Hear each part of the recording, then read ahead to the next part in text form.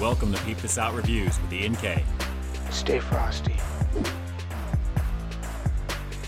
BK literally does the impossible by bringing the popular Impossible Burger to their iconic Whopper. But is it enough to make you forget about beef altogether? Well, I'm about to find out right now, so let's go in on the Impossible Whopper. And as you guys can see, I decided to go with the double variant of it, guys, strictly because I wanted to simulate that double Whopper experience. But as always, we've got that sesame seed bun on top. Let's pop it and take a look underneath. You guys are gonna find lots of the original Whopper ingredients naturally, plenty of chopped lettuce. We've got some light mayo.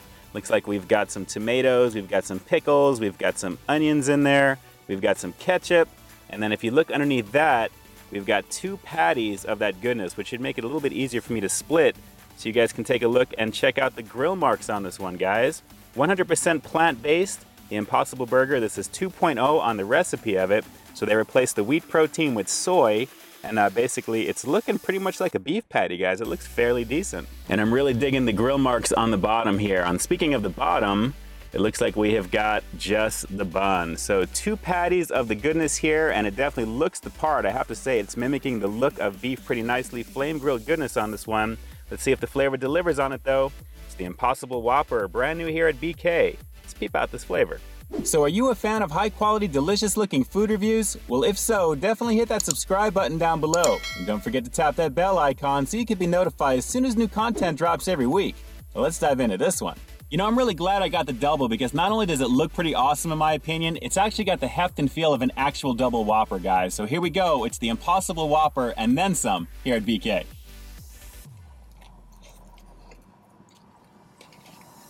Well, right off the break, I am getting some pretty decent flame grill flavor from the process here at BK that they use to make their beef, but I have to admit, by getting the double version, it is standing out a little bit more that it doesn't really feel like a beef burger. It really feels like it's an alternative, and that's not necessarily a bad thing, but the toppings do add to the overall experience, the overall bun. It does feel like I'm eating a Whopper, but it is noticeably different. Let's go for another bite, and I'll give you that close-up. Well, I gotta say, this sure looks like a double Whopper to me, with that Impossible Burger really mimicking that flame grilled beef here at BK very nicely. In addition to the toppings of the Whopper, guys, the appearance just looks pretty spot on. Not bad at all. Yeah, the toppings are definitely adding to this one overall, as they should, because they are the signature flavors on top of the flame grilled beef that the Whopper is known for. So I'm digging what this is. Believe me, I do like the idea of having something in addition to beef that's very similar, and obviously it's a little bit better for you naturally as well. It is gluten-free because they are using soy instead of wheat now, and the texture, while not quite up there with beef, is still very enjoyable, guys. It's still a pretty tasty sandwich for sure. Well, I can see why there's a lot of hype surrounding this one, considering how all the toppings do interact very nicely with the quality of the Impossible Burger. It does mimic a burger pretty nicely in that regard, and while not quite exactly tasting like a Whopper, it's a great alternative with just little hints of what the Whopper is. But hey guys, it's great to have choice, right? And this is a pretty solid one. Well, this was pretty fun to check out because naturally I am a super fan of the Whopper in general here at BK. I mean, it's an iconic burger. I've had it ever since I was a kid. And this version of it, while it is just a little bit different in the flavor department, does check off the boxes on what a Whopper should have, with the exception of the beef itself not quite being there. Literally zero beef, guys. Zero beef.